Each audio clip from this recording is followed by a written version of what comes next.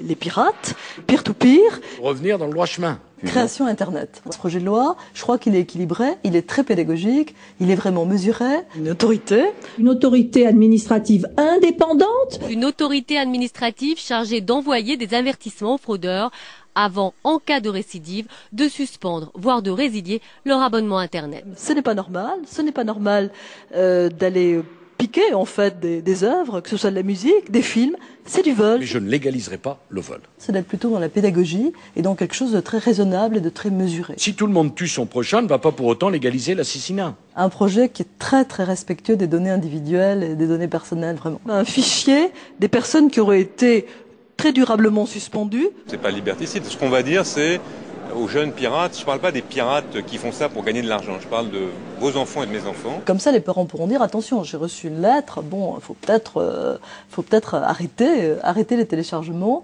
illégaux. On va leur dire, attention, si vous piratez, on va vous avertir, on va vous dire ne recommencez pas, c'est illégal, on va vous avertir une deuxième fois et puis on va vous suspendre votre abonnement.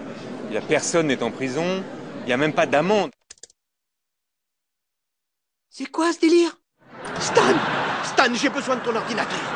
J'ai plus internet, j'ai besoin de me connecter.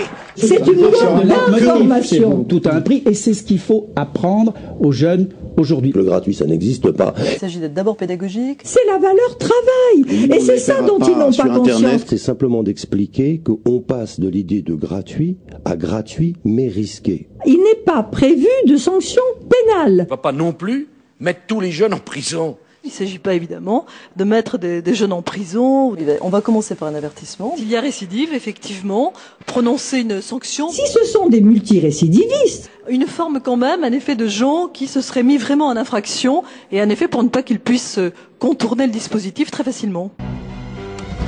Nous nous excusons une fois encore de ne pouvoir vous présenter aucune nouvelle. Il semblerait que nous n'ayons plus Internet.